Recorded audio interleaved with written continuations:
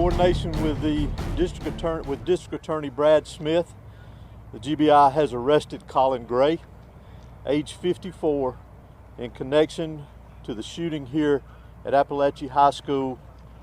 Colin is Colt Gray's father that was arrested yesterday. He is charged with the following: 4 counts of involuntary manslaughter, 2 counts of second-degree murder, and 8 counts of cruelty to children. These charges stem from Mr. Gray knowingly allowing his son, Colt, to possess a weapon. This is a very difficult time, as we know, for students and parents, and so many I know of students and parents here in this county and around this state are afraid.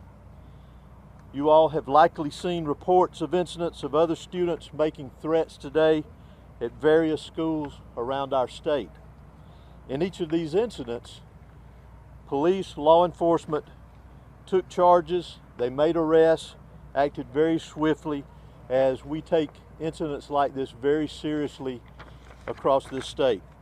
Additionally, Colt Gray, that was arrested yesterday for this incident, has now been charged with 4 counts of felony murder.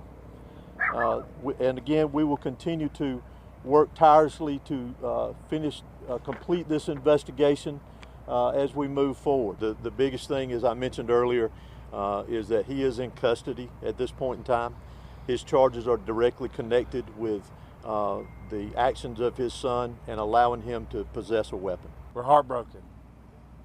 A young person brought a gun into a school, committed an evil act, and he took lives, and he injured many other people, not only physically but mentally.